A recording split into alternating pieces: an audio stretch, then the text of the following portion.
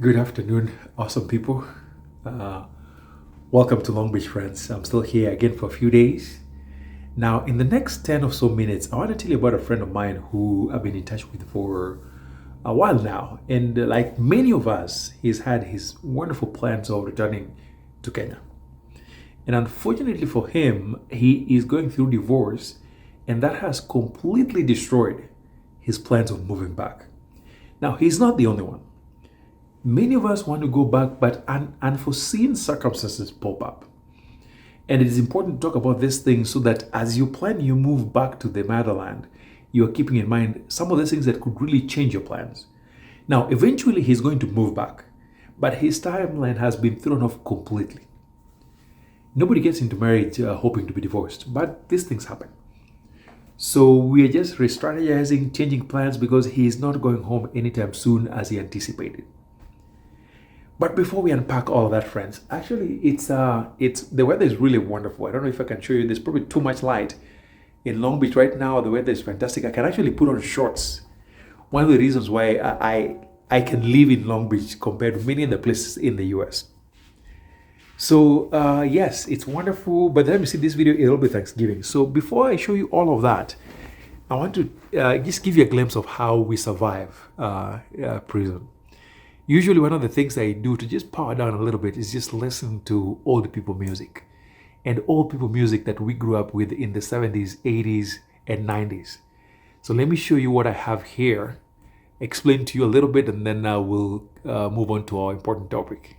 Yeah, friends, so what you're looking at right here in my mother tongue is called thum.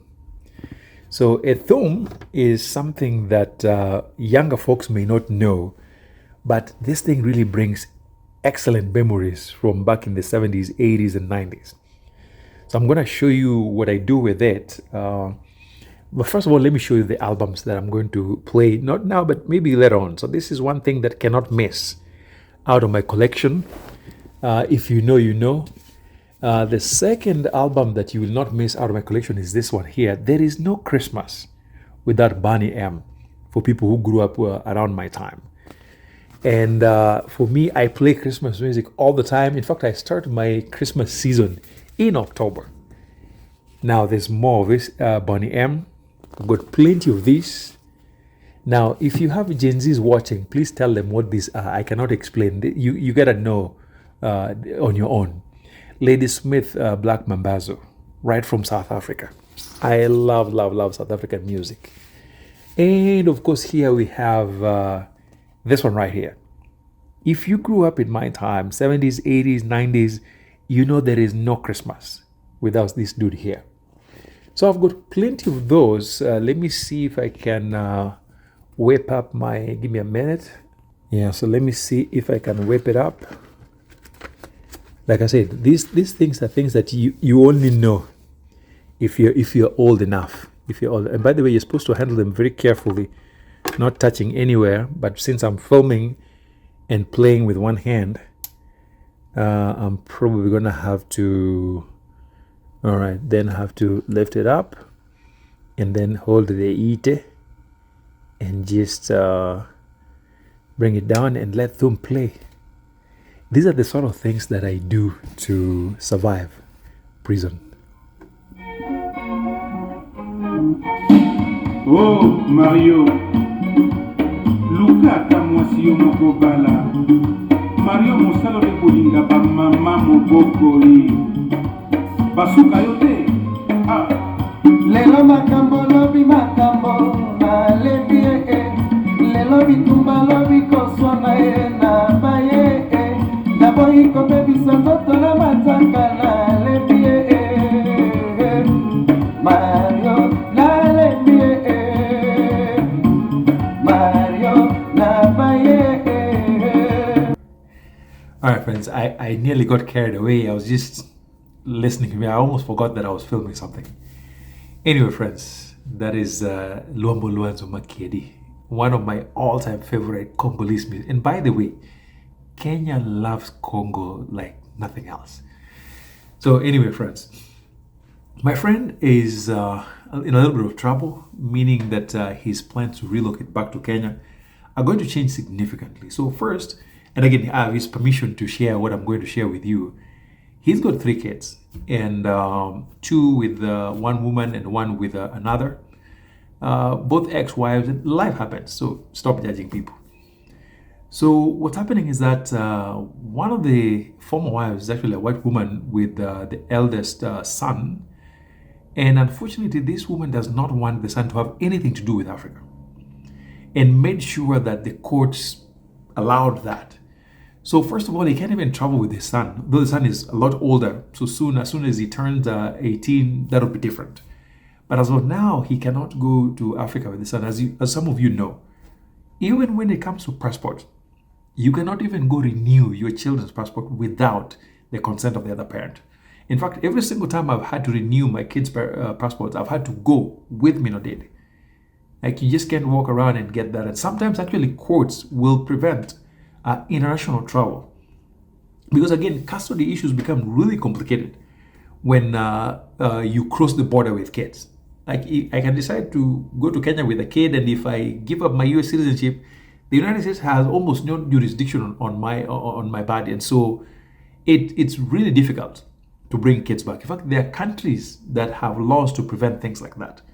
And so courts are not very friendly with allowing international travel. So number one, his eldest son cannot travel to Kenya because, of course, the mother says no. And not for any particular reason. She is just very, very based on one side of the story. So she wouldn't let the kid go to Africa. So international travel can be a challenge in some cases. And then add to child support. What that means is that financially, it really changes the equation for you, because moving back to Africa will involve finances for sure. And when you have child support obligations, depending on the extent, it can really make it very difficult for you. Because as I showed in my previous videos, traveling to Africa is very expensive. And if you're paying a significant portion of your income on child support, you are in trouble, because these things are legally binding. And in the US, unlike Kenya, things like child support can actually get you to jail. You can go to jail for not paying child support. And just because you're out of the country, it doesn't mean you're off the hook. If you're not paying, that thing is just waiting for you. When you come back, they're on you. And so the financial and the legal consequences of child support can be really significant. So he's looking at the math. He's looking at how much he has to pay between the 2 past ex-wives and what will be left. Literally, he will be really stretching it to even make a trip to go visit. So I know people in my circle who divorced and are no longer able to travel as often as they used to. Now, that said, alimony also adds to that Kiswahili. Because some of these ex-wife can ask for alimony. And if the court awards that, it just makes things 10 times worse.